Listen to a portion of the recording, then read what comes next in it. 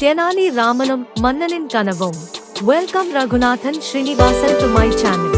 விஜயநகர சாம்ராஜ்யம் இந்தியாவின் மங்கை முத்தமான நாட்டின் தலைநகரம்.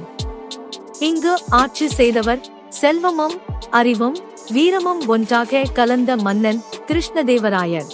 ஒரு இரவு மன்னர் ஆழ்ந்த நித்திரையில் இருக்கையில் அவரின் உள்ளத்தில் ஒன்று அதிர்ச்சி செய்தது. அவருக்கு அரண்மனை சாம்பலானது போல தெரிந்தது.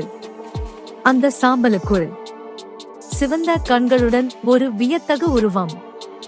உன் ராஜ்யத்தில் ஆபத்து வருகிறதே என்று குரல் எழுந்தது. மன்னர் பயந்து எழுந்தார். கனவா?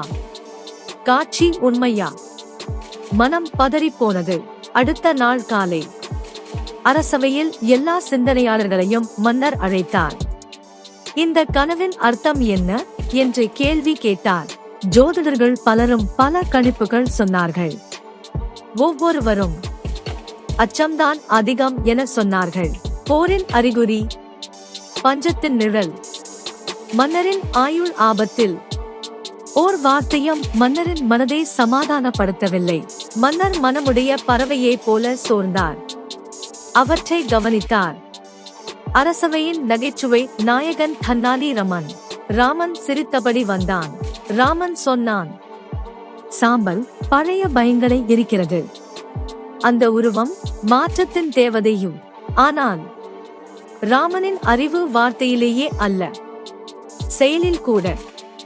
அவர் தோட்டக்காரரிடம் ரகசியமாக சொன்னார், இன்று இரவே தோட்டத்தை அழகாக மலர்களால் நிறைய வைத்துவிடு. காலை சூரியன் உதித்த போது முழு தோட்டமும் வண்ணங்களால் விழித்தது. மன்னர் அவரால் நம்ப முடியவில்லை. அவரது மனம் லேசாயிற்று. ராமன் சொன்னது உண்மை என அவர் உணர்ந்தார். அரண்மனையில் மகிழ்ச்சி மீண்டும் மலர்ந்தது. ராமனின் அறிவுக்கும் ஞானத்திற்கும் மன்னர் பெரும் பரிசளித்தார். அறிவிற்கு இணை மரியாதை கிடைத்தது.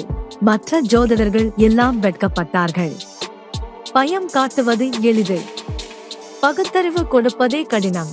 அறிவு என்பது அச்சத்தை வெல்லும் வெளிச்சம். ராஜ்யம் தாங்க நிம்மதியின் காற்று மீண்டும் வீசியது. நமது வாழ்க்கையிலும் பல நேரங்களில் பயமும் சந்தேகமும் நமக்கு கனவாக வரும். அதை நம்மால் வெல்ல முடியாது என்று நினைப்போம். ஆனால் அறிவு, அமைதி, நம்பிக்கை இவை எல்லாம் ஒன்றாக இருந்தால் அந்த பயமும் சாம்பலாகிவிடும். அறிவு கொண்டவன் எப்போதும் ராஜா.